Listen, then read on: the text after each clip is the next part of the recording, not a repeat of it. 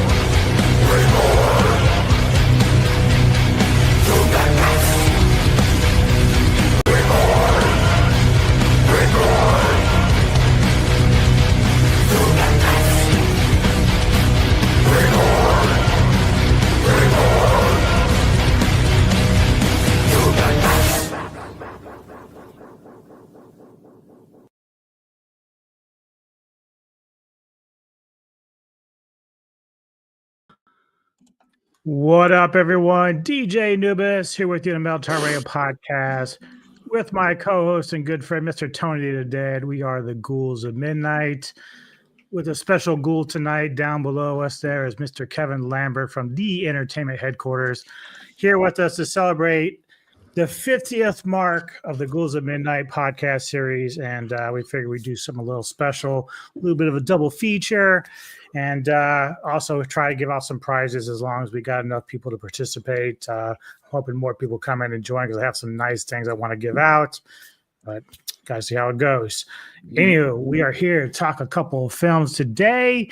First one being, of course, from 2024, The Substance. So that'd be one of them for feature number 1. Then on feature number 2 from 2022 is Crimes of the Future, David Cronenberg, a couple of body horror films.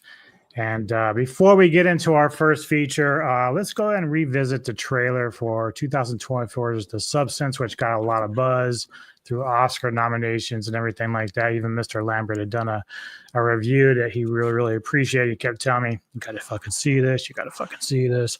It's been doing a thing about Sinners. I have yet to get to see Sinners. So, yes, I will plan to do that. But let's check out the trailer for The Substance, and then we'll dive right in.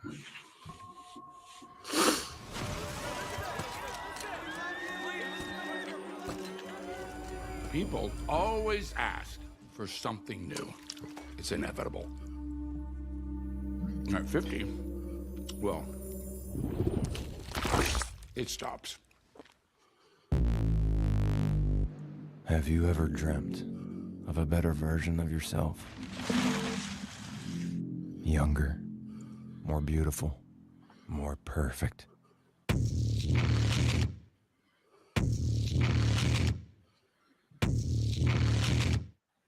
One single injection unlocks your DNA and will release another version of yourself.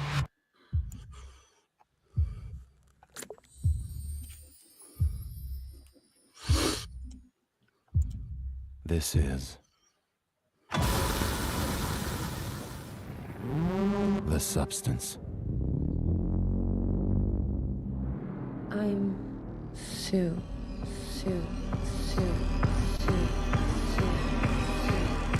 You're hired. Let's go. A perfect balance of 7 days each. The one and only thing not to forget. You are one. You can't escape from yourself. There's been a slight misuse of the substance.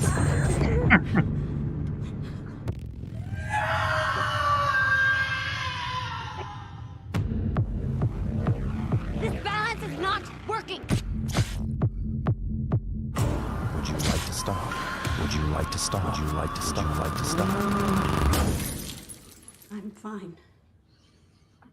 Everything's fine.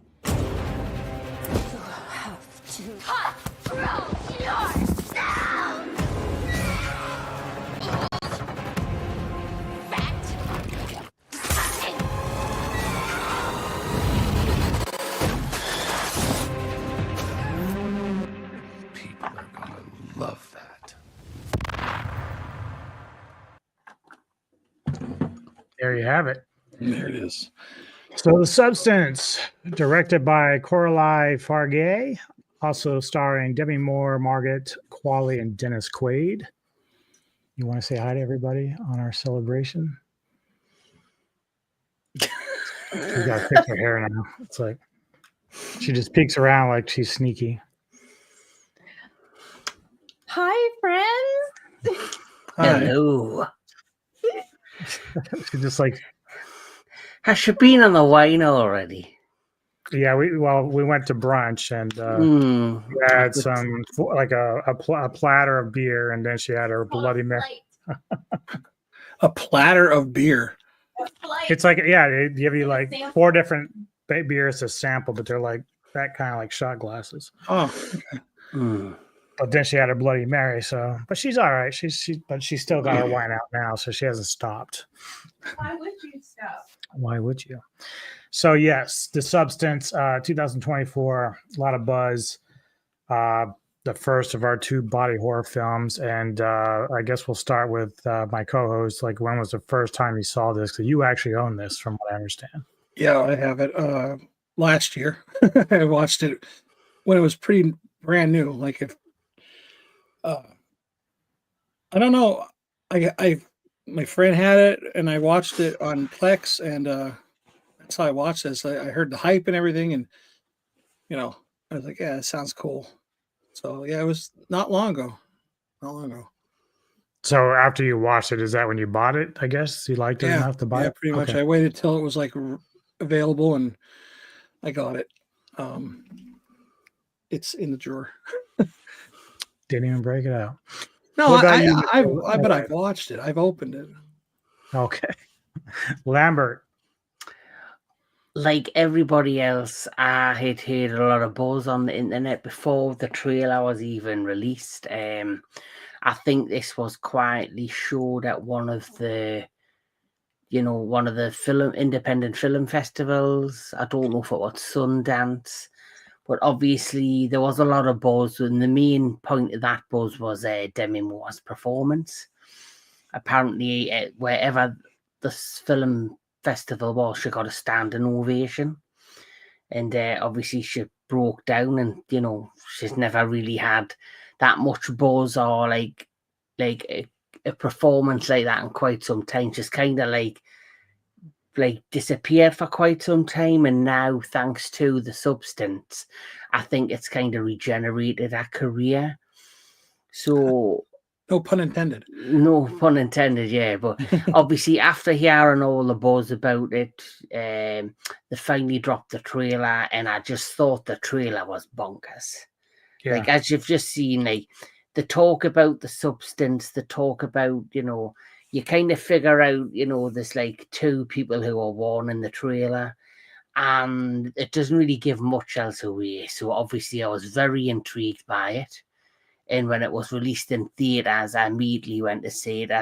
Might have been 2 weeks after it initially came out, and I loved it. Like, just because with not knowing much about it and kind of going in pretty much blind, it was a pleasant surprise. It was just totally bonkers, just a crazy body horror movie that I didn't know what to expect from it.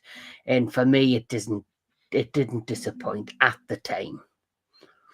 Yeah, last night for me was the first time, 3:00 this morning, I got up and watched it in preparation for this show. So one thing I can definitely say out the bat is both Qualley and Demi Moore were excellent acting in this. Quaid was great in his role. Soundtrack is top notch. I love the soundtrack of this. It's so very good. But it does follow Hollywood fading star Elizabeth Sparkle, played by Demi Moore, who's obviously she was a big deal throughout her youth and towards the end. Like she still aged pretty well, like even in this industry that they're portraying here. She's doing like some sort of aerobics video that she's a big part of in her career. But clearly she's, Dennis Quaid being the manager or whoever the owner is of the station is like looking for youth. Like he's clearly kind of done with her because she's just over the hill basically in his eyes. So she kind of overhears this and starts getting self-conscious about her looks and the youth and everything that's been let go. And in the midst of that, gets into a car accident, which she's fine, but certainly distraught just because, again, dealing with the pain of this Quaid is like such a piece of crap agent or whatever he is that you're making her feel bad. But there's this sort of intern that's in the room with her, and he starts telling her, "You're a perfect candidate," and she's like, "What?" And he leaves like a card or a note or something in her coat, to which she goes and researches it and calls it, and it's for sort of a serum that's called the substance, and it's supposed to help with youth, and does some pretty interesting things. We see at the beginning where they inject like an egg yolk and it splits into two. Yeah. So clearly it's supposed to take your best part of yourself, all the strengths and all the beauty and everything, and basically split you in half.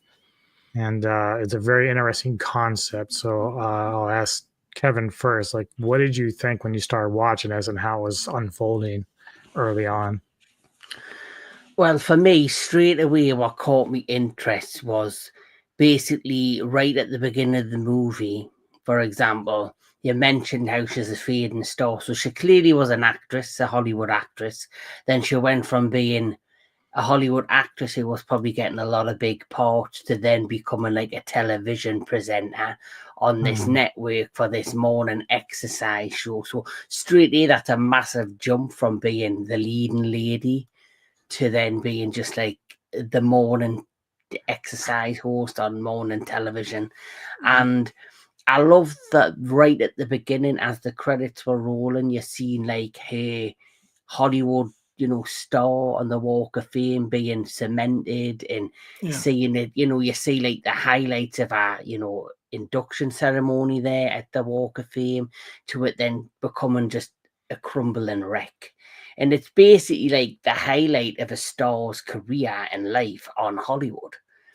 And then you can see her as it progressed to like slowly getting more insecure about that age and her position in life. And I don't think it's just the fact that her star's dwindling. I think she's now starting to doubt, where she is in life, because she hasn't had a serious relationship. She's got no, like, a lot of family. You don't really see that side of it. It's all more like about the vanity of Hollywood and like how she's let everything else kind of slip aside. Yeah. And she's like missed out on a lot. Like that guy who wants to go on a date with her and she's not showing any interest, but then all of a sudden she is interested because she's lonely. And then so I really found all of that fascinating to the story and the plot points. And when you mentioned to the point where she gets so desperate, where she's trying to like keep this part of her life because it's all she basically knows, and she takes the substance, and you see the transformation start to transpire, and she's basically just left on the bedroom and not the bathroom floor. Sorry, it's just so compelling and just suckers you in straight away, and it's just really strong beginning to a really interesting story. Tony. Yeah. Ditto. No, it's a very interesting beginning. Like he said, like you see the star, and like people are all about it, taking pictures, and then pause there for a second.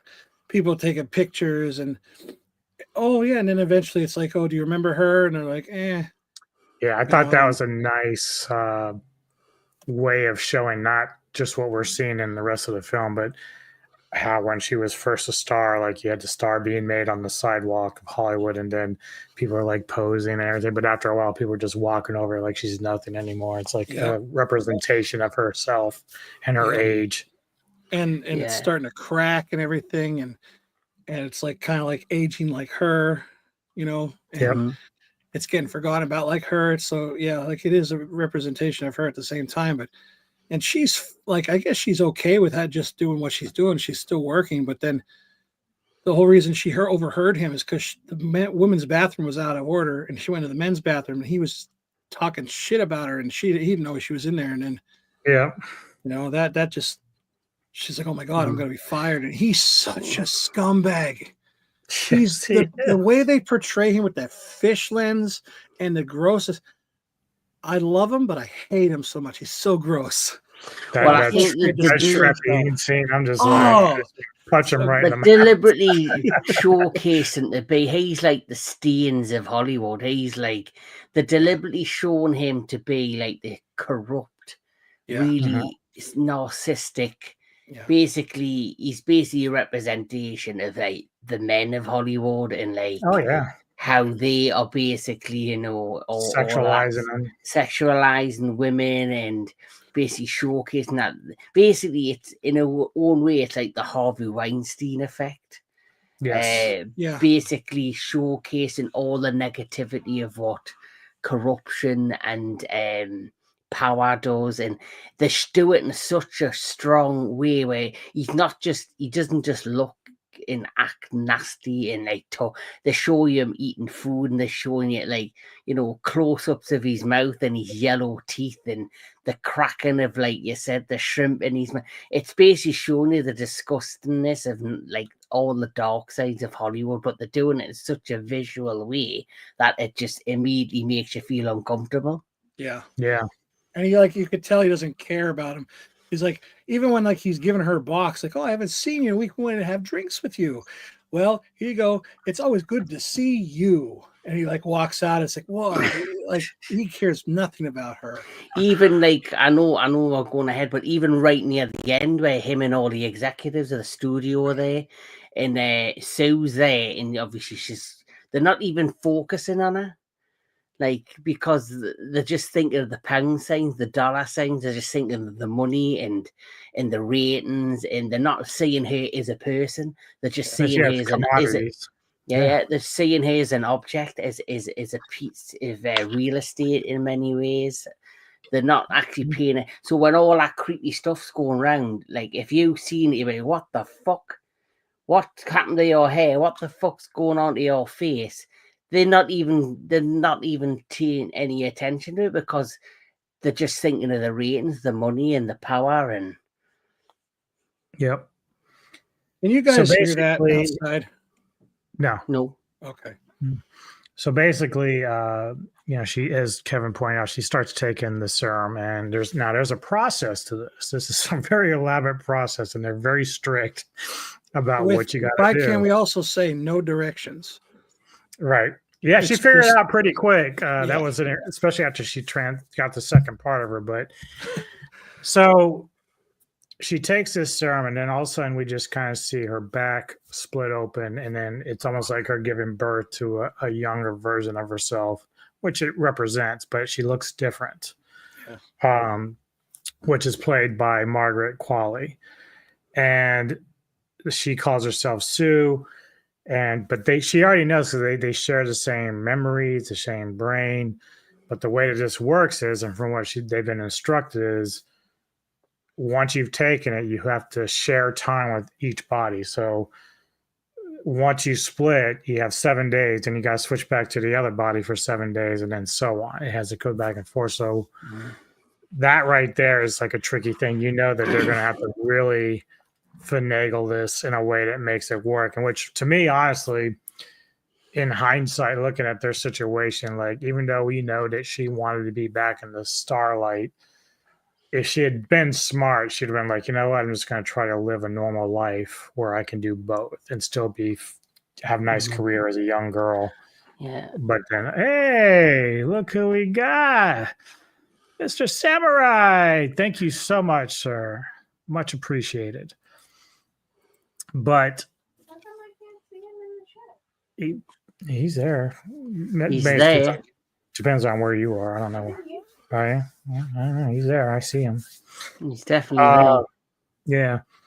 So the idea is, like, you got to kind of like hydrate the other body while the other one's walking around doing its thing, and then so it's like, so basically what it is so Elizabeth takes the substance, and basically it splits all the good part of her into the younger body, which is Sue, but it's one conscious. So what basically happens is when the conscious of Elizabeth Sparkle goes into Sue, the body then becomes basically dormant on the floor, but it still needs substance. So there's like this food formula that they have to inject into the dormant body so it can stay hydrated and fed and all that. But then there's the rule is, after 7 days, they have to switch, so the consciousness has to go back into the other body.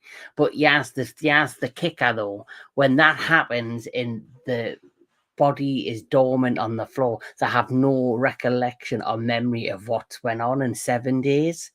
So that plays a huge part in, like, the paranoia and the anger and like, especially with Elizabeth. So because she's been dormant for 7 days, and there's like these auditions for somebody basically to take her job, Sue gets the job of being her replacement. So obviously after 7 days of being unconscious, Elizabeth's now back in the world of the living, as you will, and as she's walking around Hollywood, she's now starting to see billboards of Sue's face on. She's seeing, like, the billboard that had her morning show start to get scraped off, and she's like, that's why she crashes the car.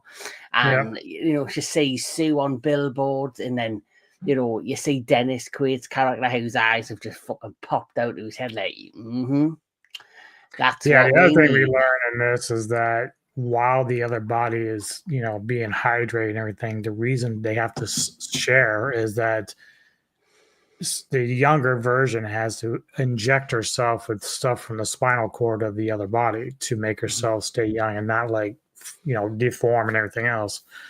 So the reason why they got to share is because the other body has to, like, regenerate the fluid that she needs, and that becomes a problem later on in the movie because Sue always starts pushing the limits to her being out in the open instead of switching over like she's supposed to. But yeah, as you said, she ends up taking the job. She's the new girl of the show, Pump It Up. And so what was the one called before that? I can't remember the one that Demi had called. It was some show she had, but Sparkle. Yeah, it was a little bit. That was her name, Elizabeth Sparkle, but it was something like "Touch You Up" or something. I don't know, but either way, you start to see Sue kind of using the same ending, like blowing a kiss to the screen, which Demi's character used to do. So Elizabeth starts to get very angry at this because even though it's her, they're all the same person. They're living two different lives. So the older one is having to deal with the aging process, whereas Sue is now living that young life. So it is weird because they share the same consciousness, but then they also are like two different people because they see it from different points of view. Yeah. So it's kind of crazy how that works. And it plays on like the ageism thing of like Demi's got no recollection, Elizabeth's got no recollection, and she's seeing Sue now getting all the glory, all the attention, all the accolades. And she's originally, when she wanted the substance, she thought it was going to basically help her regain like some of her youth back, some of that energy back, so she can continue, you know, they give her career more leg and more like longevity. But basically what it's happened is it's basically she's now sitting back in the shadows watching this younger version of herself living the life that she was trying to save. Yeah. And how sweet was that bodysuit? So sweet. Yeah. I'm not really into bodysuits, but that I would be the that was nice. But that was sort of the early scene where we see where she's supposed to be switching over, but she's pushing our limits because 7 days is 7 days. If you go 8 days, you can do it, but then there's a problem because of what it does to the other body, the host that basically she draws the fluid from. So when she does this, once they switch back and Elizabeth comes back to, you know, consciousness and she's the one that's taken over, her body's like fucked up. We see the finger early on. That's a sign that Sue's not doing it the right way. Yeah, exactly. Just like that. And you should see my other self, though. I'm gorgeous. So obviously Elizabeth's really angry. Like, you know, you can't be doing this, but they're never conscious together until the very end. Like, you're not supposed to be at the same time. Yeah. So, you know, she starts seeing this happen. So she's trying to call these guys that are setting this up. She never sees them in person. They're just on the phone. So she's like, you know, she's not doing it. She's not following the rules. And he's like, well, you can quit, you know, you can stop and be done with it.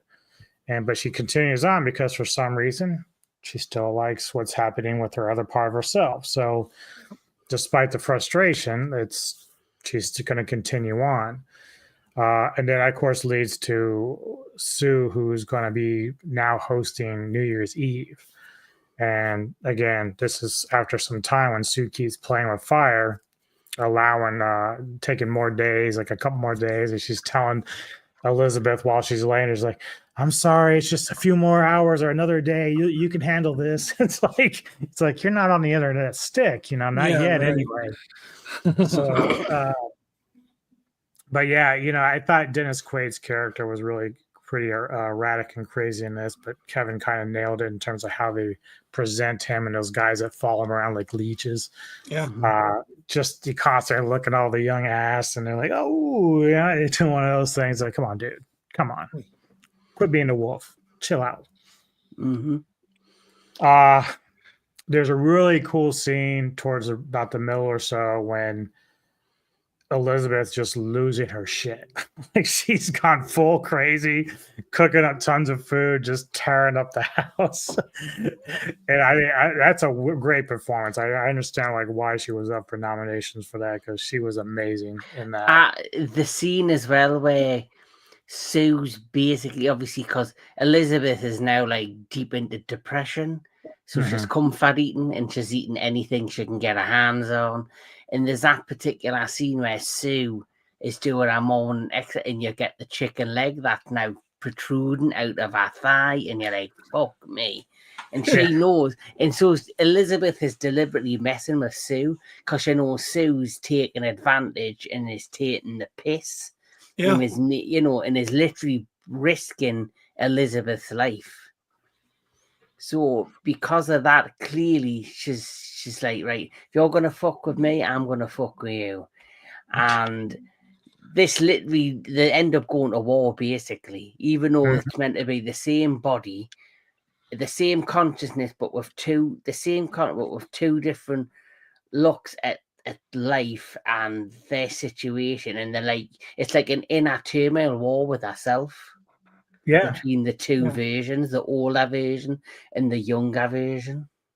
And that's sort of like what I was sort of talking about with Tony off screen was, I think the thing that Elizabeth never really grasps in this whole situation with how this would work is that on some level, Elizabeth was already kind of a narcissist. So her penthouse suite, you talked about how the billboard's right outside. She can see herself. That's total narcissism. Like you're looking at yourself.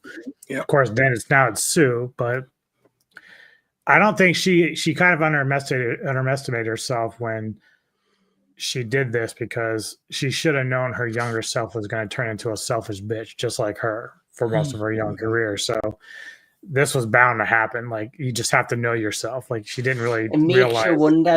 It makes you wonder what was Elizabeth like, the original Elizabeth, before she became. Did she walk over people? Was she like Dennis Quaid's character in her youth? Did she sleep her way to the top, or did she step over other young wannabe actresses that just wanted to be successful? And so you've got all these hidden things that you don't fully grasp until she's then basically in many ways faced with dealing with herself, which is what she's having to do. True. Yep. So after a while, Sue stockpiles all the fluid, the stabilizers, which she's been using to keep going. Instead of just 7 days, she's pushing it to like almost 2 weeks or whatever. So that by the time she does switch back, Elizabeth is almost like massively deformed. Like she's just a hunchback and like just looking, hair's falling out, and she just looks terrible. Yeah. So now she's decided she's made the plan to, to terminate this whole fucking thing, but that means she's going to have to terminate Sue along the way.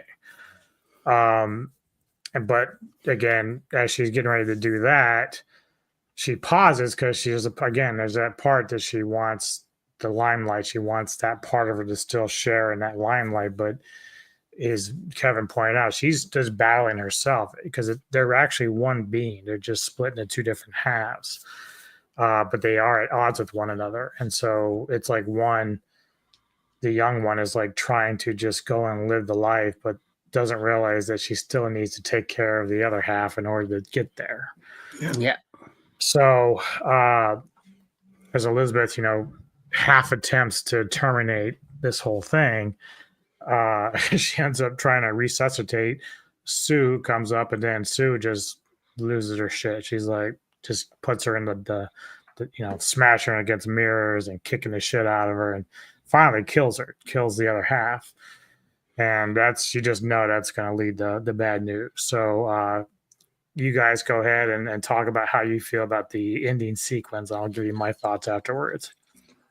Kevin could go. I mean, he wanted to really talk about this. So, well, obviously, The one thing I never expected, which I thought was a real great surprise, is like, Elizabeth, like you mentioned, Anubis, she get to this point where Elizabeth is just so enraged. She's on the verge of basically killing the younger version.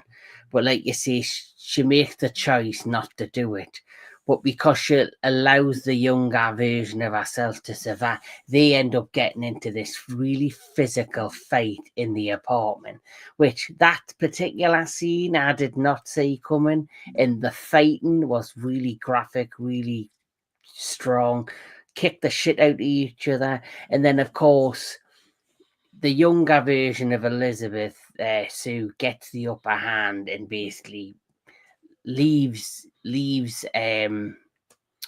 Elizabeth left for dead, basically. So what ends up happening, because she's so distraught, for whatever reason, Sue decides to inject herself to try and create another version of herself, which goes horrendously wrong, because how can you create more than one when you're Single use only. Single use only, and how can you regenerate yourself from the other version that's literally, like you said, deformed and all that?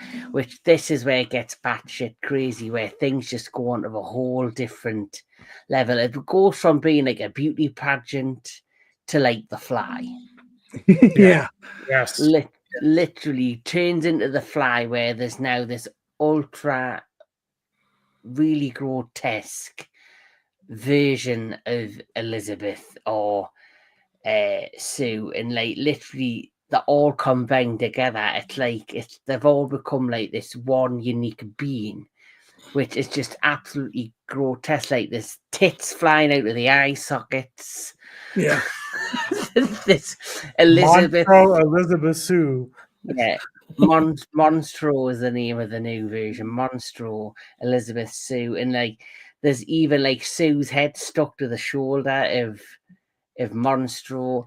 And what ends up happening is it's like she gets a full glance of what she's become, because on the New Year's Eve party she goes and she stands under the spotlight as Monstro Sue. Sparkle, Still and puts on the dress and the earrings. and she just thinks she's so beautiful. She's like totally just went into the madness of what she's become.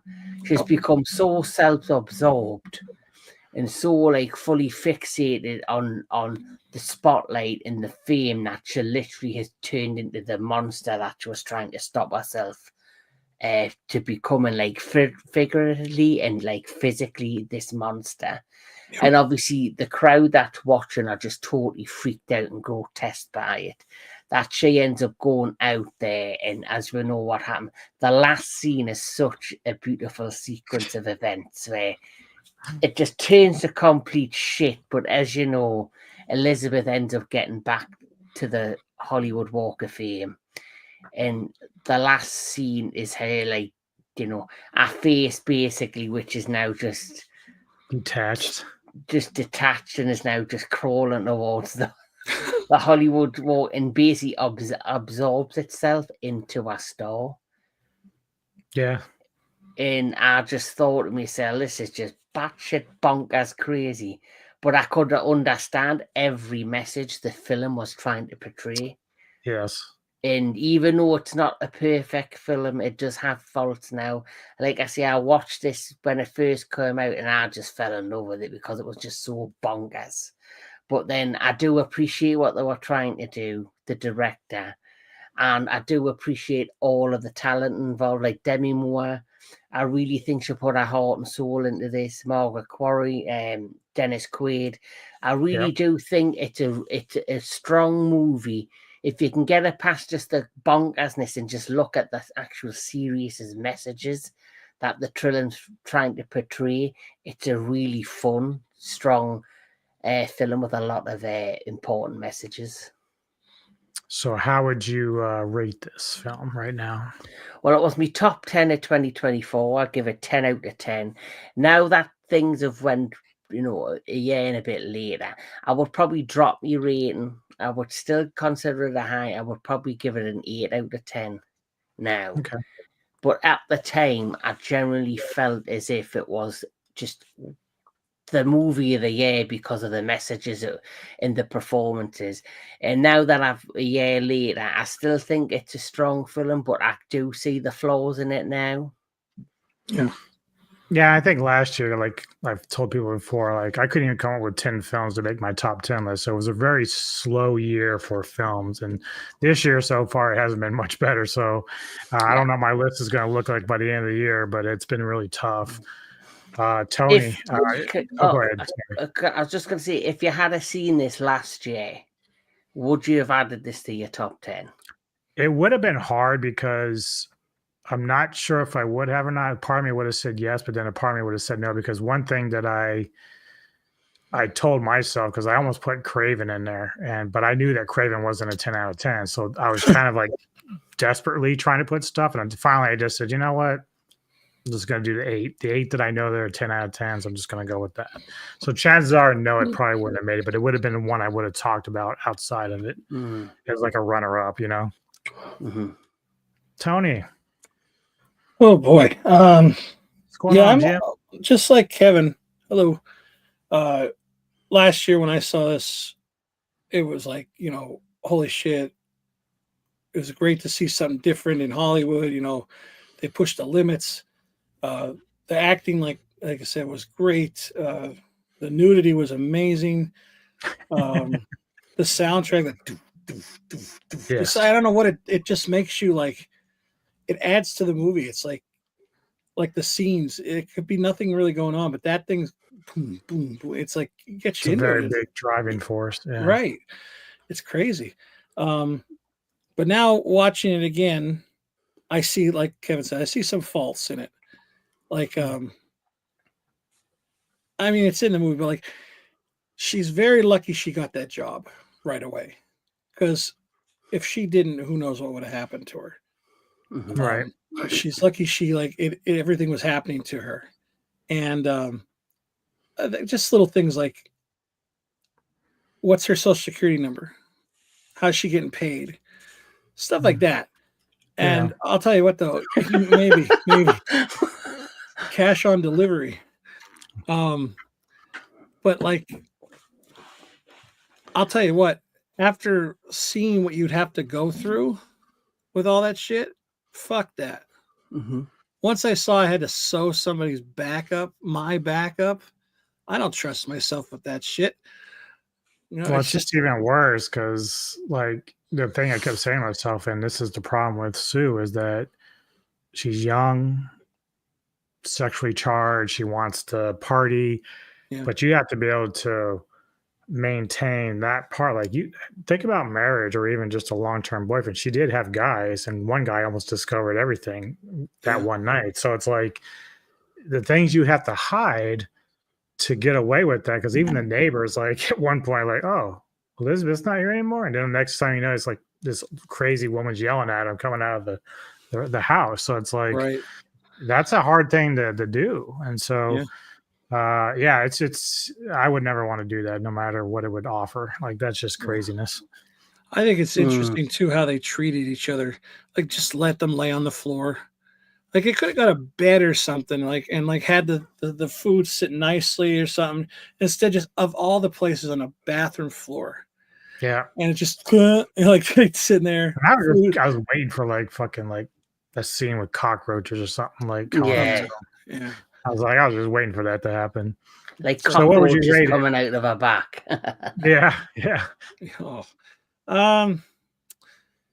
Well, last year I probably would have said 10 out of 10. Now with the little bit of, little faults in it, I probably would also say 8 out of 10. I still really like it. I think it's very creepy, and and the noises in when they like the same thing with Crimes of the Future. It's gross, and we're going to talk about that. But like the squishy sounds and stuff that they make adds to it, and it makes it even more gross. So it's a fun movie. So watching it, I love the soundtrack. The acting is top notch. But my issue with it came with the craziness. Like, at the end, like, it was well done. The special effects are great. But I said to myself when it's happening, I'm like, this doesn't really match the rest of this movie. Like the rest of the movie is kind of going through a certain tempo. And it kind of reminded me a little bit of the remake of Suspiria, where it was doing the same thing. Good tempo, good story. And then all of a sudden it just wants to go off the cliff. It wants to do something crazy. And I'm like sitting there saying to myself, like, it's funny, but it just throws the movie off for me. And I don't think it fits, like, at least to that degree. Like, I knew something was like eventually going to happen because of the way the girls were treating each other. I knew that something was going to happen drastically that would expose them in some way, especially on New Year's Eve. But the way that they went about it, I'm like, wow, they threw everything in the kitchen sink into this and said, fuck it. We're going crazy with it. When I seen this in theaters, I thought they were going to do like a Death Becomes Her, where they both were going to go into the big battle on a rooftop, and you would just see them both fall off the roof and just be splattered on the ground. That on the Hollywood sign, that would have probably or she was gonna, Sue was gonna get up there pretty and all, and then all of a sudden start falling apart. Like I expected something like that, Yeah. But the way they went about it was like, wow, they just went all fucking basket case in this shit. It's like, what are we doing? Like Monstro would have fucking fit into the basket case for them. Yeah, like the design. Yeah. If only they would have communicated with each other, like, hey, what the fuck are you doing? Oh, sorry. We have to work out, or we're going to, nothing's going to work out right, or you mess with me, I'm going to mess with you. But it looked like it was kind of a trend with this product, because I think she bumped into the guy with the motorcycle, and I think he was somebody who was doing it too. But he was like freaking out. He was all agitated and whatnot. At least that's sort of what I got the feeling from. Either that or he just didn't like old people, but that's sort of what I was getting at when she was looking at him, kind of weird. But yeah, so for me, I'm with you guys. I think it's an 8 out of 10. It is a decent movie, great acting, great soundtrack. Just the ending kind of really just changes the tempo and kind of ruins it for me, because I thought it could have been done a little bit better way. But as Kevin pointed out, the underlying messages, so like that last scene with the face crawling on top of her star, and she's like pretending that she's being worshipped again. It's like, it's really kind of a funny she's nod. Smiling, and it's like she's like in a trance, that's just there. Mm-hmm. So, good film, highly recommended. But now we're going to move on to our next movie here, Crimes of the Future by the great David Cronenberg. And get into this a little bit. Actually, before I do all this, we'll go ahead and watch the trailer for this as well, just to refresh people of what this film's about. I'm going to eat my plastic while you're doing that. Yeah, go do that. I can feel you pulling things around in there. It's a brand new organ. Never before seen. We've all felt that the body was empty. Empty of meaning. And we've wanted to confirm that, so that we could fill it with meaning. The world is a much more dangerous place now that pain has all but disappeared.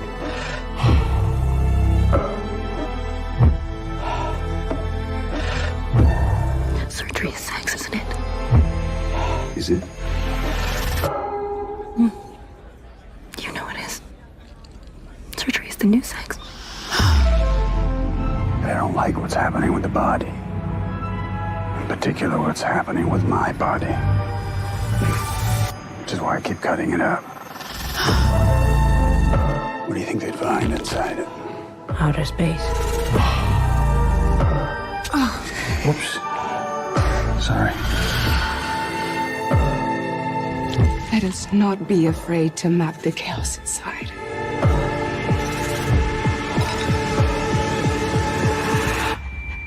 Let us create a map that will guide us into the heart of darkness. Yeah.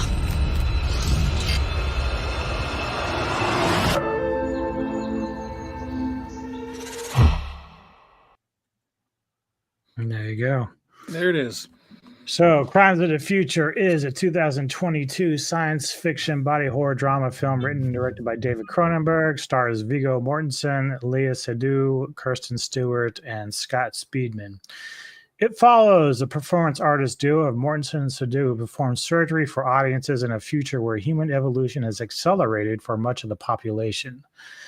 So we kind of early on, as Mr. Tony mentioned, we get this young boy who's kind of just playing in the water near like a lake or riverbed or something, and get this call from his mom from the house, and she's like, "Come in, but don't eat anything that's in front of you." And I'm like, "What the fuck's that supposed to mean?" So we get a next glimpse where this young boy starts eating like this plastic bowl or something, and he's just chewing on it and eating it, and then finally, what shocked me off the bat was she starts to suffocate him with a pillow at night, killing him. And then leaves it for the ex-husband to come find. She calls him and says, "Come get your boy," or whatever, and just some weird setup. So, Kevin, how did you just saw this today? So, how did you feel about this film early on? Batshit crazy. I didn't know what the fuck I was watching, and I didn't know what I was in store for.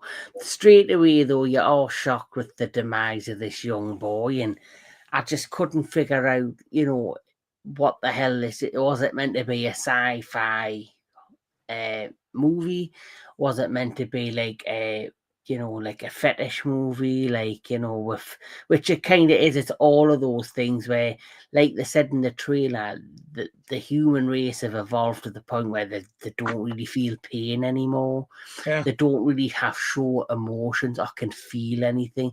So their way in that's like of gaining like emotions or trying to feel anything is that they have to go inside of the body and like basically touch organs, which triggers like the sensations that gives them like feelings. And it's and it's become like this erotic fetish in many ways. So like you say, Viggo Mortensen's character, he virtually is like, they call him an artist because he basically puts himself on display in, Caprice. Is it Caprice? Is that the name of the? In the red dress, yeah. So they're not actually a couple, but you can tell there's some sort of chemistry there between the two of them. And so she was a surgeon before becoming like this artist, this futuristic artist who she performs like these small surgical operations in front of crowds of people who are now fixated by this because they can see by his face that he's feeling emotions.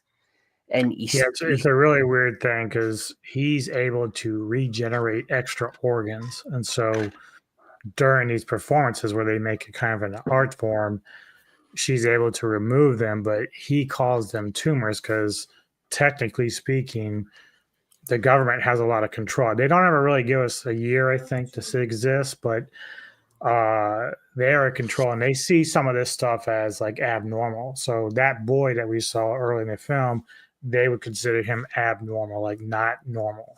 Yeah. So in the case of Tensor, played by Mortensen, he's able to regenerate these organs that are legit, and they mark them.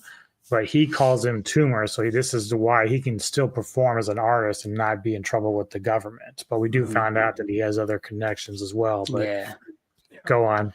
So I like the scene where she's performing the thing and he's showing emotion, and they're kind of all around and being I wouldn't say around, but they're fixated because it's so unique and strange that they can see this man having these sensations of these mini surgeries in front of them.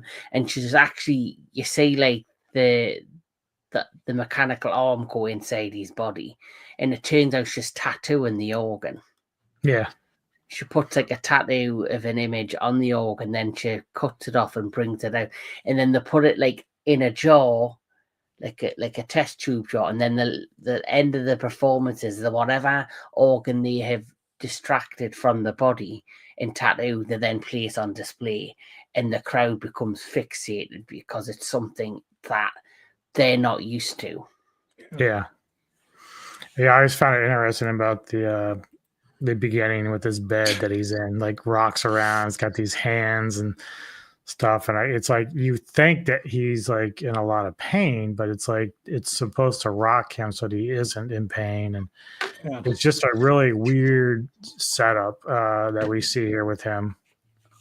Because of his ever-changing body, it can't, and like new organs, it can't like read him right. So he's like, oh, yeah, it looks incredibly uncomfortable. And same with when he's eating, yeah. like he's eating his food, he's got to rock a certain way so that he can crunch down on it. We find out later why, but it's pretty wild. Yeah, it just looks painful, like eating, even if it's not like the other guy was in that same kind of chair. It's like, I guess it's supposed to help you digest it and all that stuff, but like, man, it just looks like you're going to eat and somebody knocks your hand or something. That's what it looks like. It looks like just somebody shaking your chair. I mean, it works, I guess. People like them. They have a weird, I don't know what his obsession with this like Geiger looking stuff is, because it's like, oh, it's so beautiful. Oh, it's crafted. It's like, it looks like a sarcophagus from like Alien. Yeah. You know? Well, the artist who did, like you said, is a Geiger, who's the artist who kind of, the art from his work, they used that to be how they created the xenomorphs in Alien that inspired the look of the xenomorph. So you can definitely see the inspiration from the same artist in, of course, this particular movie. And like Cronenberg, I think he was a huge fan of that artist as well as Alien, so you can definitely see the influences within the film. And it's like in all of his films, they're like kind of like weird looking things like this, like flesh, robotic kind of things. It's really creepy. Yeah, I like it. I like it though. But yeah, so you've kind of got like two or three different factions of people in this movie. You got Vigo and Leah Caprice and Saul Tensor. These are the artists that are performing. Then you have Tinlin and another gentleman who are like investigators for the National Organ Registry. And then, of course, we have Lang Dolteris, played by Scott Speedman, who was in the Underworld series, playing the father of the young boy that was killed. And he's basically like this rebel or this activist who he can eat these candy bars that are toxic to normal humans. So he can eat these candy bars and not have anything happen. So he believes that humans are starting to evolve naturally into certain things where like his son could digest plastic. So he's trying to push for proof against the government that they exist, that they're not like figments of imagination or made up. But there are sects of the government that are trying to keep this quiet. They don't want this to get out. And you do see him constantly eating them blue candy bars. Yeah. Yep. You know, but they're not candy bars. It's like there's something like in waste. them. Yeah. It's like plastic toxic and waste. Shit. Yeah. So then he obviously is like his son. He has the ability to adapt and eat plastic, because you do see later on somebody has one of his candy bars and dies instantly. Yeah. Yep. Then you see like the purple goo around his face and running down his, his cheeks. Yep. Yep. And here's a picture of Caprice and, of course, Stewart's character Timlin, who, despite being an investigator, she's very enamored with what they do as artists. Like you saw her in the clip, she's kind of like, what you're doing isn't really art. It's more like the new sex. Like it's something that's very erotic. It's very erotic. It's like a fetish. Like, like plenty of tits in this if you like breasts. Nice ones too. Like the Caprice, I was completely surprised. Like, wow. Like, and then those other two girls, damn. Mind that I was laughing at that bit where they install the equipment and we recognize this machine. We haven't seen this one for years. It's an older model. So then Caprice turns and the next thing they're both just lying naked with tits and, as you know, the lady gardens all over this. Freaking mechanical. They're like, yeah, we can be models, right? And she's like, sure. Yeah, and then but you don't see anything else. It's a sad Right. thing. Well, I mean, No, it's a sad thing. It's a sad thing. It's a sad thing. Like, There's no penises for me though. But you know, no, not this movie. But you like boobs. I like my own boobs. Well, but we do find out that Tensor, he's actually working with the government, working with an investigator by named Whippet, and he's trying to infiltrate these rebellion or this artists or these activists that are trying to push for the evolution of humans, like as far as like their organs and what they can do. Despite having his own affliction, which he just writes off as tumors, is which why he can perform. Just because he calls them that, he doesn't call them the organ. He isn't pushing any kind of agenda at the moment. But yeah, he's working with this guy, and then some of the things that's pretty interesting in here is those two chicks you talked about working on the machines. Like they have another job they do, which I found to be very interesting. So Kevin, like as this movie's going along and the story's starting to unravel, obviously we see a lot of crazy stuff, like the guy with the ears. He's like a performer. He doesn't really serve any purpose other than just looks. But how did you feel about how the story's unraveling at this point? For me, I'm going to be completely honest. I was trying to follow the story and understand the story, but I felt like the pacing of it's very slow. So there were times where I was trying to continue trying to figure out what the hell was going on. But then the only thing that kept me interested is like Tony and Sensei Red Spirit said is the boobs. The boobs, the exoticness of it. There is a lot of sexiness to this movie. It's a very sexy movie, despite the stuff that's going on. But then as the plot progressed, I did eventually start getting into it more. It did take us a while because I was trying to figure out what the hell, what's the message behind what's going on in the movie. Yeah. But I did eventually get it, and I did enjoy it for the most part.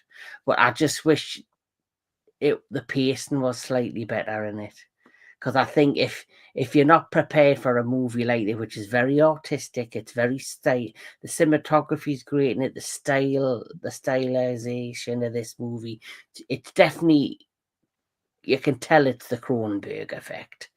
Like how it looks, how it feels, what he's trying to progress and showcase. But I think if you're not a fan of his movie, I think you'd easy switch off. Yeah. Where I enjoy the majority of what he brings. I just think you've got to have patience sometimes with his particular movies.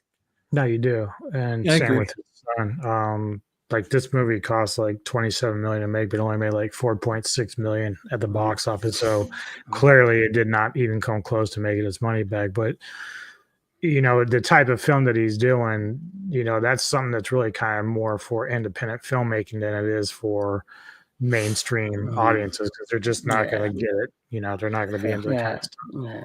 Well, that's kind of why I respect him more. Because he's not making movies for mainstream. He's not making movie for a movie studio that just wants to make money.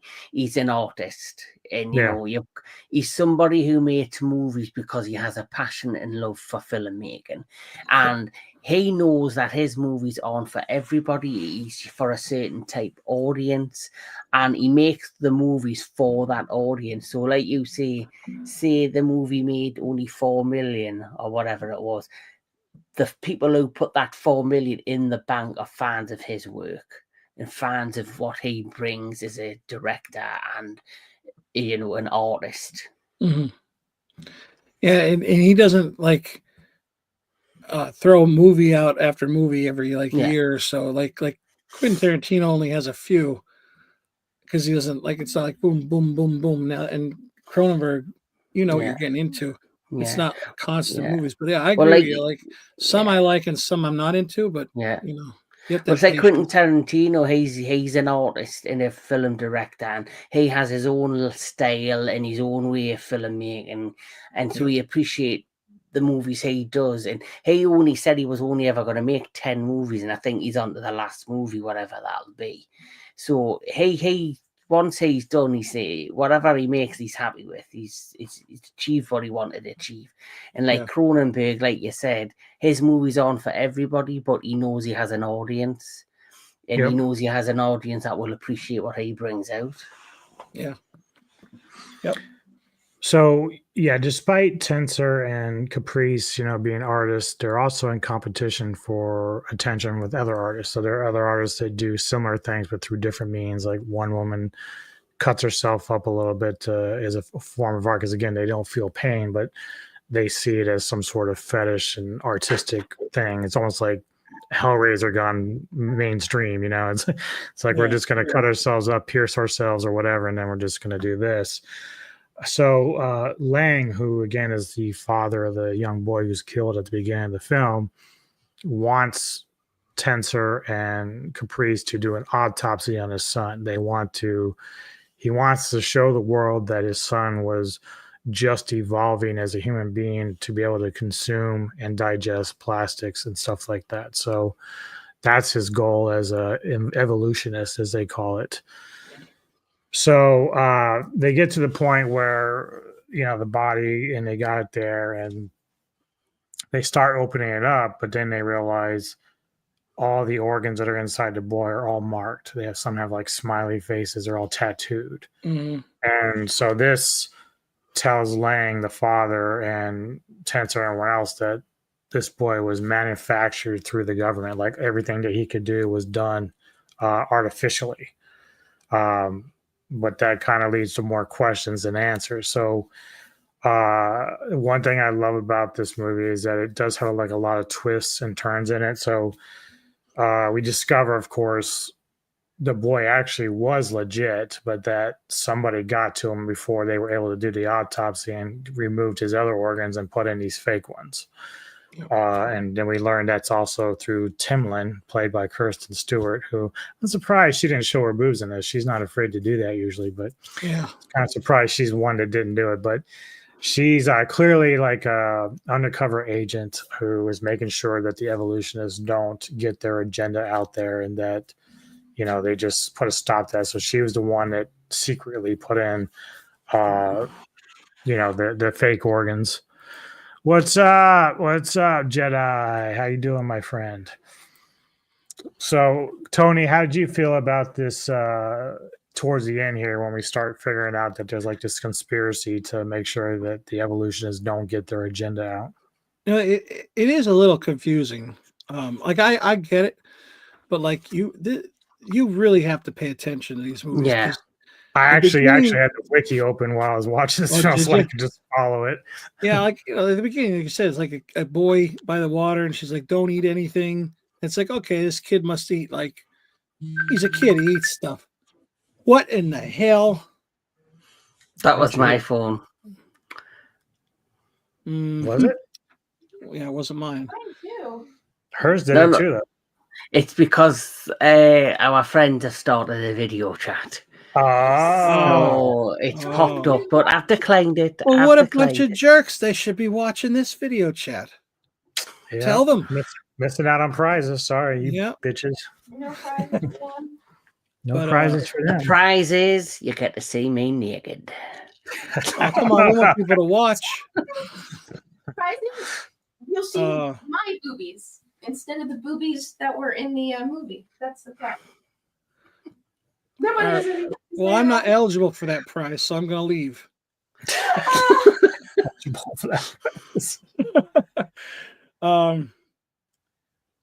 Yeah. I just got you on blast, Kevin. Oh boy. Blast.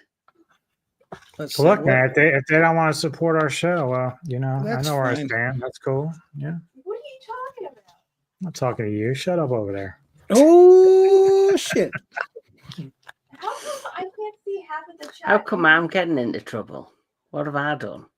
I don't know. It must be because you ignored the call. I did too. No. He's Even doing though something they quite important. know what's going on right now. They clearly know what's going on. All right. So go ahead, Tony. Finish saying what you were going to say. Like I said, you really have to pay attention to this because, like I said, with the boy in the beginning, it's like, what is because I didn't know what this is about. And you got to go into it like that. And then like, you really, up until the point, it's like, what is really, like, it's so weird. And then you get up to the point where you find out he's an agent. And it's like, oh, okay. And then, so he's on this side, but yet he's like getting deep in undercover. He's actually enjoying this shit. And it's really strange because, like, where she says to him, like, when you were cutting, I wanted you to cut my face. Yeah. Just like, oh my God. Then after a while watching, I forgot that they couldn't feel pain. And I'm like, how could they like this? Like the girl's just like laying outside the club and the guy, like he just has like a blade. He's cutting into her foot. She's like, oh, and I'm like, oh my God. Like visually, it's a little unappealing to this movie if you don't like that shit. Yeah. Look at Caprice though, that particular scene where he had the gash down the and she was like basically tonguing inside of his organs. Oh, the zipper. Yeah, dude put like a zipper. That's zipper disgusting. on. And he goes, like careful, don't spill. Yeah, that was so great. Ew. Like when that was going on, I'm thinking, well, I've heard of tongue jobs and all of them. That's not the kind dude, of oral you know that was a sexual innuendo with that scene. I'm just like, oh no. Oh yeah. And then he said that, and I was just like rolling. I was like, oh shit. It would have been better though if you said, "Hey, you got some on your chin." That would have been better. He just wiped it.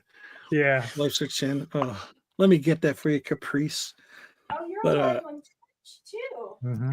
Yeah, it's a crazy movie. That ending though too, like I was saying to you off air, like Kevin said, I was getting into it.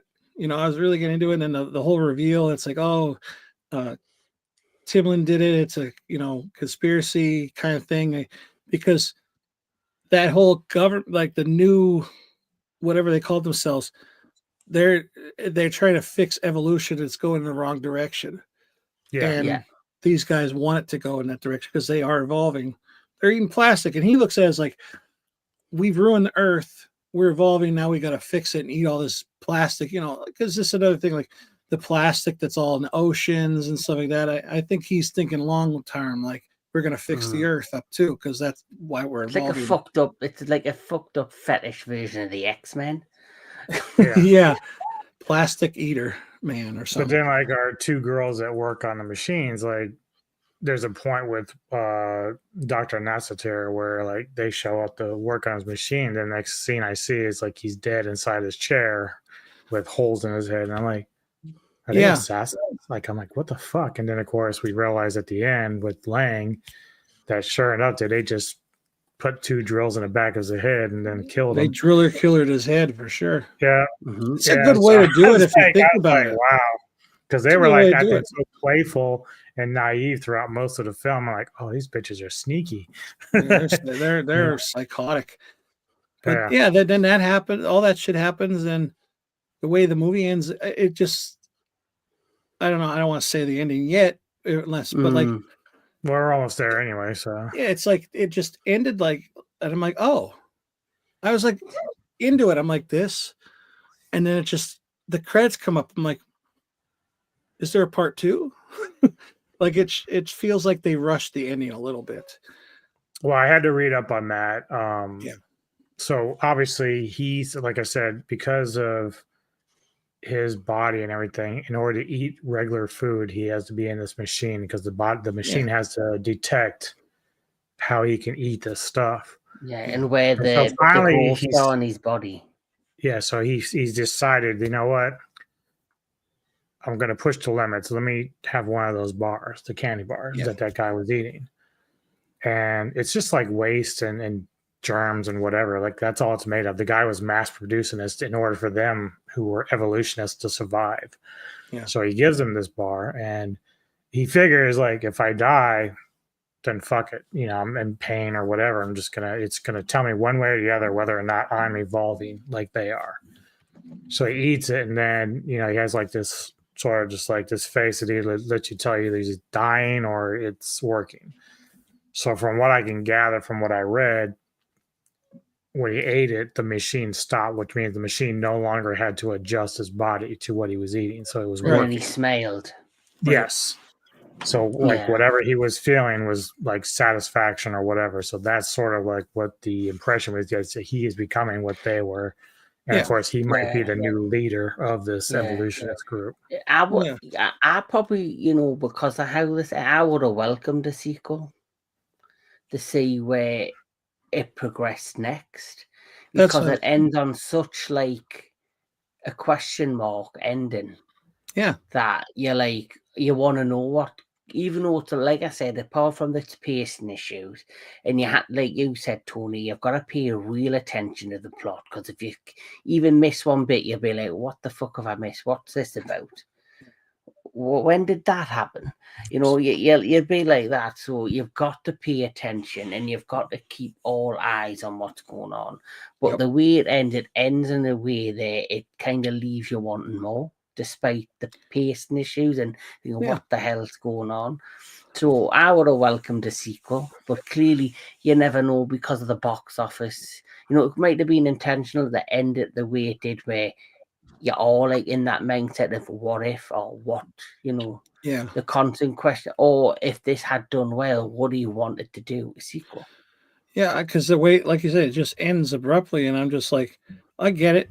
He's changed, and now he's one of them. But I want to see, now that he knows, and I want to see more of the story. So I'm fine with the movie ending, but I want to see more. Cronenberg likes to just fuck around with you the entire time. He wants it to be open ended. I mean, Kubrick was doing this a lot too at times. It's like I always remember Nightbreed when that ended, where he plays the killer in Nightbreed and he becomes alive at the end. He comes back from the dead, and you're like, oh, there's got to be a sequel, and there never was. Yeah, true.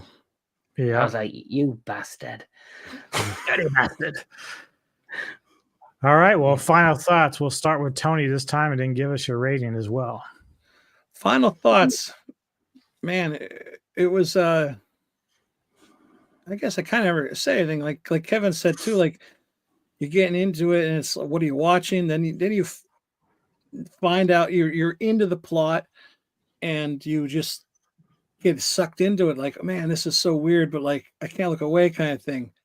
And the acting's weird. Kristen Stewart she was good, but like she just always like that in a movie. Yeah, but, very solemn. It's like she's on some drug. It's like she's not. She's like she's not with it. Like she's there in body, but mentally she's in another place. Like she's weird. She's weird. Even Caprice thinks she's weird. So that's pretty bad, right? You know. So, but like it's interesting how their thing is the tattoo, and then this guy is like the zipper thing, and it's like, you know, and then she wants to do the cutting, and it's just kind of an insane take of how your body is, you know, could evolve someday. You know, like I don't know how people would be able to do it without emotions. Like I don't think it would work. I really don't. See, that's the thing I found very weird. That you can't. But I don't think he could not only have emotions and feel like it's like why you think when his body was struggling to eat, he couldn't taste the food or he couldn't feel it coming down his throat. Yeah. So like you see right at the end when he ate the candy bar and he smiled, it was like he actually could taste what he was eating, and he smiled. Yep. Yeah. Yeah, like he did a good job of finally being satisfied that you're eating something. It's like when there's one where he had like a pie or something, and he's like, you could just see he just looked so uncomfortable and just didn't look like he was did a good job of he that. He did a good job of making himself And the look way he like was eating, so it uncomfortable, like eating and glass. disgusting. The way he was chewing it was like glass. Yeah. But it's just supposed to be regular food. Yeah, I know. I think of all the Cronenberg movies I've seen, this one was okay. Very weird, obviously. Like, that's without saying. I wasn't crazy about some of the CGI'd stuff in there. I get it, like when that boy was eating the basket, and she says about, oh, there's a white liquid that comes out, I guess helps digest it and melt it. You could tell it was like fake. Yeah. And it kind of bothered me. And then like some of the machine pieces in that movie, it just looked too fake. I think like if you're putting that much money into the movie, you can make it look a little better. But and that interesting story, really crazy, and I kind of liked it. I don't think I would want to own this. I don't really think I'd watch this again unless like, hey, you guys want to watch this? I'm like, all right, fuck it. But it was okay. I would say, Jesus Christ, I don't know how you should rate these things. 7 out of 10. Yeah, it's not bad. It's cool. Interesting concept. Acting was cool. I like Vigo in it. I like how he kind of like looked like Dark Man in a way. Yeah. Walking around creepy and also like a version of Emperor. Yeah. Darth. So it was interesting. Just that ending, just the abrupt ending, and I'm like, I wanted more. Turn to the dark side, Luke. First, cut me open. Yeah. And finger my kidney. Right? Motorboat my I don't know, esophagus. I don't know. Kevin. It's Cronenberg. You know what you get on the tin if you know his stuff. He's out there with his ideas and his storytelling, and he's very creative.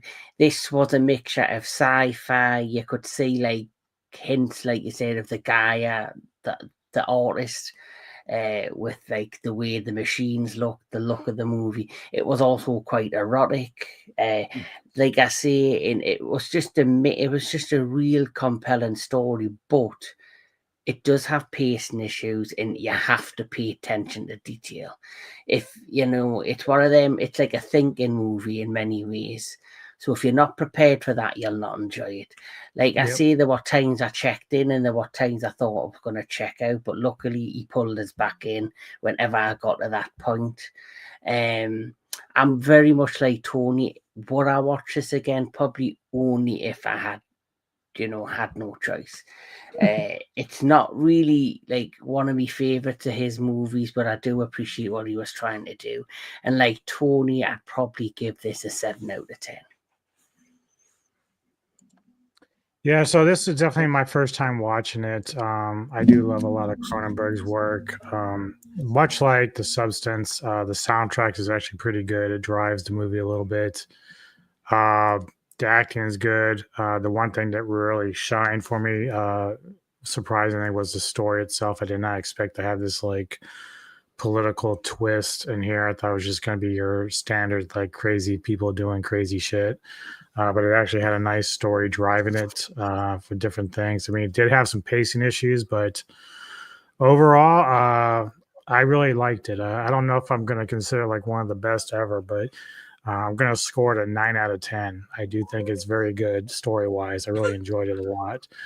I wasn't as turned off. I wasn't turned off by the end so much because I expect that from Cronenberg. He likes to leave shit open-ended, so it didn't really surprise me. I think what also turns me off a little bit is the cutting. I'm not into that shit, so like I can't see. I guess okay, they don't have the whole story. Well, I'm not a big body horror kind of person. No.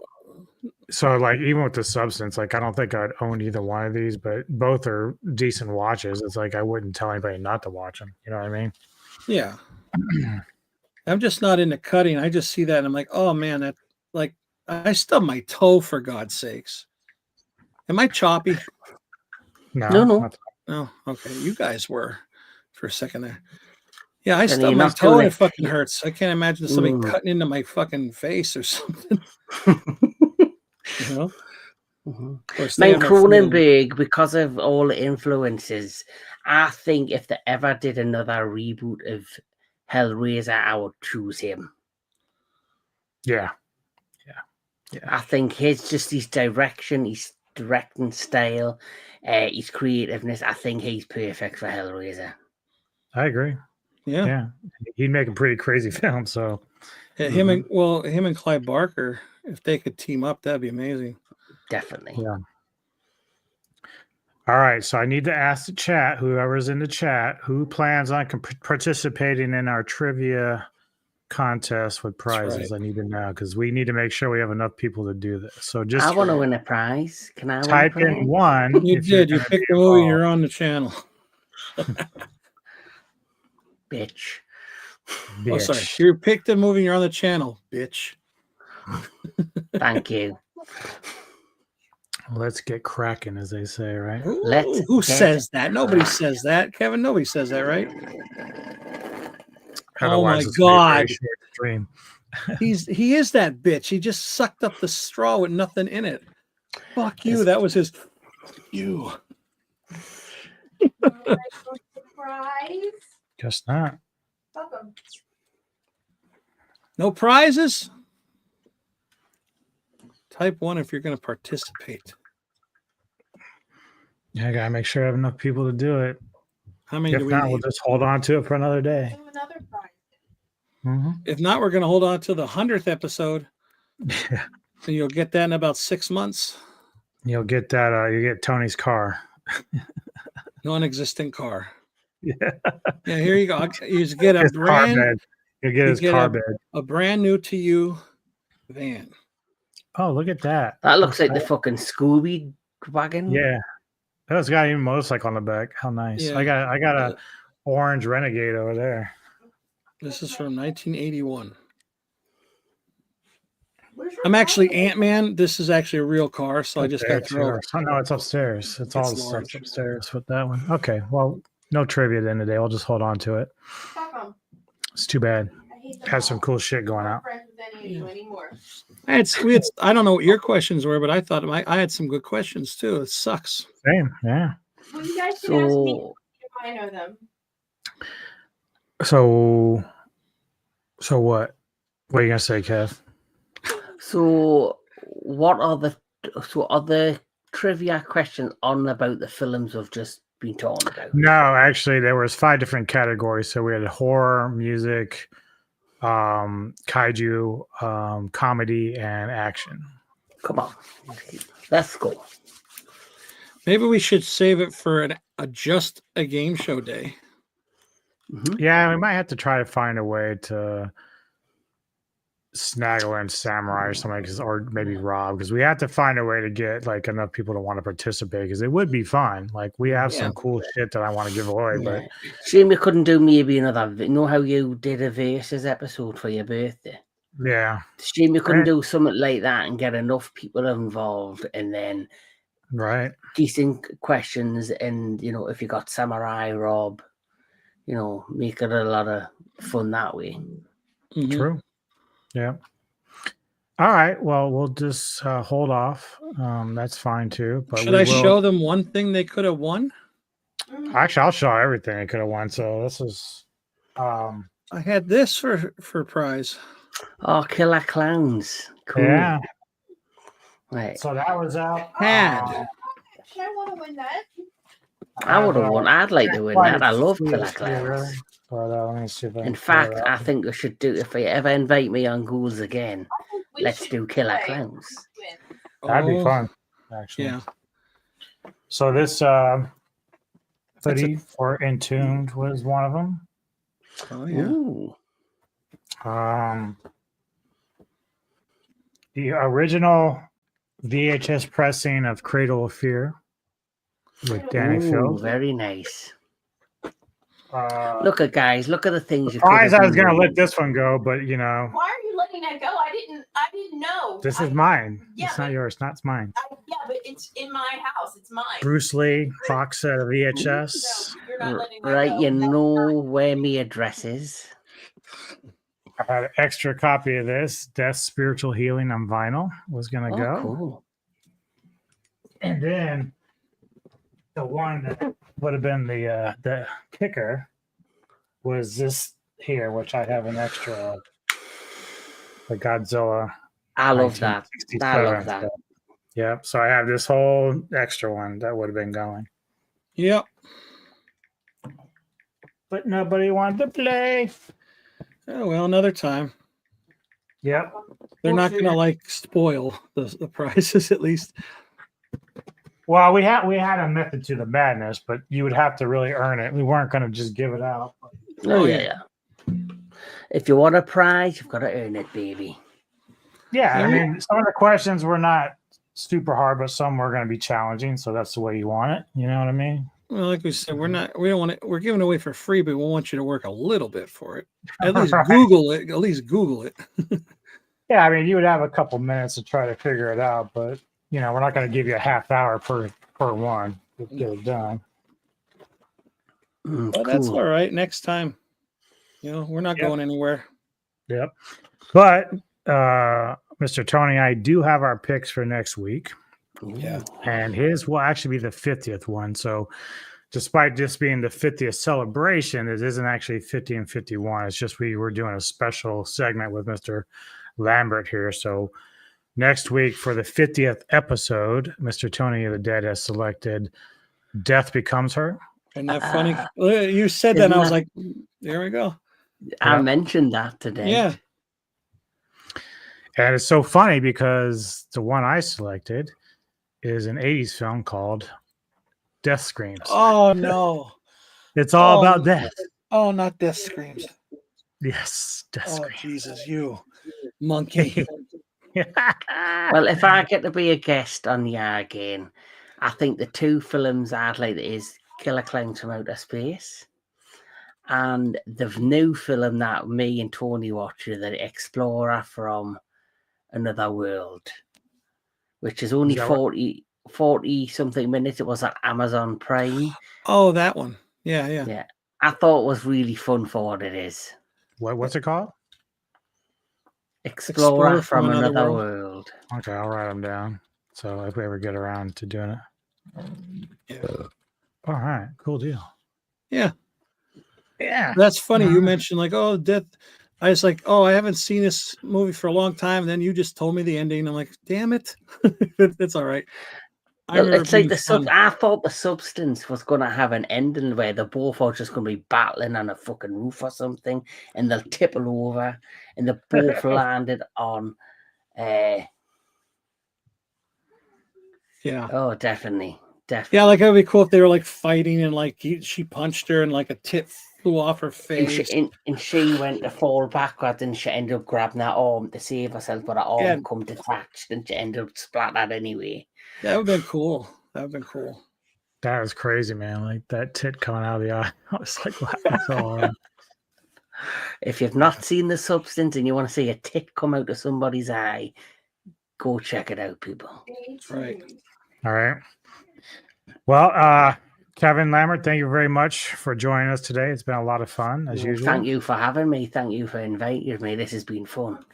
So also give people an idea what you might have coming up on the entertainment headquarters as well. Oh, well, I have just put, obviously just waiting for confirmation who's available for the shows that I've been planning. So coming in the month of June, we will be starting the month off basically a little bit early on the 30th of May. We'll be doing the next Kaiju Connections classic review, and it's going to be Bermuda Depths. Yeah. So that's the first thing coming up. We'll then be moving on at some point to doing the next retro classic movie show, which is going to be the Karate Kid special. 1, 2, 3 in the new Karate Kid. I'm not going to cover the one with Jackie Chan just yet. Then, of course, you are my regulars on Into the Darkness. We will be doing the Texas Chainsaw Massacre franchise, where we'll be talking 1 to 4 in part 1 of that discussion, and eventually we'll move on to the next ones. And of course, me and Mr. Tony of the Dead, we will be reviewing the next Television Chronicles, and we're going to be looking at The Terror, which is a anthology horror series that came out in 2018. So I'm really looking forward to doing that with those guys. And of course, one other thing, which is on your show, Anubis, we're going to be doing the next cinematic synergy, which is, I believe, The Illusionist. 2006, yeah.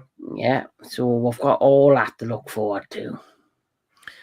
So aside from Ghouls, Tony, you have anything else you're doing? Any unboxings or anything like that? I mean, I have stuff, but I don't know if I really want to do a video. I can't find time for it. Like, there's so You much. lazy ass.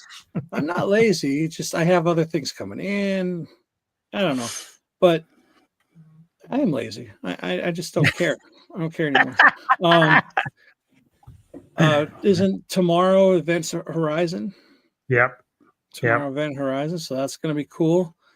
That's such a wild movie. I haven't watched in a while, and man, Sam Neill is great in it. For those that don't know, tomorrow at 3 p.m. Eastern, Sci-Fi Century and I are co-hosting his next review discussion about Event Horizon from 1997.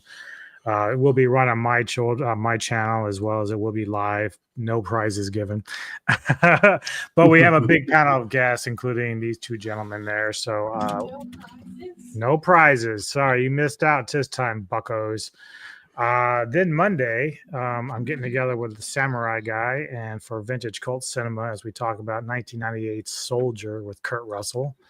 So that's going to be a lot of fun. And as I pointed out, the next two Ghouls of Midnight we'll be doing next week as well, Mr. Tony and I. Friday the 16th, I'm going to try to get a little bit of a group together because something that Kevin and I were talking about a little while back. I have a new segment that I want to kind of start called What If? And the first thing I'm going to tackle is the Scream franchise. So I want to see if I can get some people who want to join in on that discussion because I have a nice, cool idea about what I would have liked to seen before the first Scream movie came out. That would have been a little bit darker than the rest of the films. But I'll have to get together with people and see who's interested and what time we can do that. Then on the 17th, Olvin and I are back again for Silver Screen Savants. We're doing Tango and Cash for the review. Oh, nice. And then after that, for about a week or so, Neko and I will be down in Maryland again for Maryland Death Fest 2025. We've got some friends with Oxygen Destroyer and Nomos appearing at the festival this year. Awesome. So, yeah, we're going to have some fun with that. We'll have a review at some point. Well, I might be going to another rock concert. Uh-oh. I might be taking another trip with Iron Maiden. Oh, nice. Cool. And as Kevin said, the 30th, Kaiju Connections, the Bermuda Deaths. I'm looking forward to that review a lot. And then also later in the day, I will be getting together again with Vintage Cult Cinema with the Professor, Daniel Miller, and we're going to talk and review the Boondock Saints. Oh, nice. Nice. So we got some things planned up, coming up for sure on this channel. Let's see. Chris, hello, sir. How you doing? Also, before we forget, too, tomorrow's Mother's Day, so happy birthday. Happy birthday. Happy Mother's Day to all the mothers out there. Could be their birthday. I don't know. Shayna's birthday is on Tuesday. What'd you get her? Me. What a disappointment that is. Yeah, well. I'm just kidding. He's on a budget. You don't want to take it, give her back. Not a budget. Budget, Tony. I don't know. I'll probably just cook her something. She likes when I cook. So some Vienna sausage. Wouldn't you like to know? Oh no, but yeah, thanks guys. Another great stream, obviously a lot of fun. Two good movies. Highly recommend both. No matter where you fall on the rating scale, but both are worth a good watch at least once. Definitely. Definitely go and like and subscribe to Kevin Lambert Entertainment Headquarters, as well as Mr. Tony the Dead. Great content as always, and I enjoyed doing this stuff with you guys. I've said this in my last unboxing, how I really love the collaborations we're doing. Tony and I, this is a fun show to do. Ghouls of Midnight, it's like one of my favorite segments. Yeah, and I'm glad, Kevin, I'm glad you enjoyed it as well. So I did. Really good. I always have a good time with you guys. So obviously, like you, love doing the collabs with everyone we've done within the Sci-Fi Society. It's always good, to review movies that I probably wouldn't have a chance to review. Like, you know, that one in particular, Crimes of the Future, would never have thought of watching that by myself. So the fact that you suggest movies that I might not think of, and when you watch them, you know, it is a pleasant surprise whether you enjoy them or not. It's the experience of doing something that you might not have done before. Right. Yeah, I think that's sort of what Tony and I always kind of liked about this particular segment, is just kind of going and sifting through either his collection or through Tubi or whatever and trying to find stuff that we find interesting. But it's hit or miss. It's how it usually goes. Sometimes we find good ones and sometimes we find some really bad ones. So we're usually on the same wavelength, but sometimes. Yeah, Kevin's like that with me too. A lot of times we usually come around the same rating most of the time. Occasionally it's off, but like Rec 4, you know, but don't fucking bring that up. Don't bring that up. That is a terrible memory for me. Fucking idiots. Fucking idiots. But yeah, much appreciated. Thank you all for joining us today in the chat. I'm sorry we didn't get around to the trivia because we just had no one who wanted to play for whatever reason. But Neko said that you suck. But we do appreciate the support nonetheless. So we'll see you next time on the Ghouls of Midnight, and enjoy the rest of your afternoon or evening. Satan. Satan.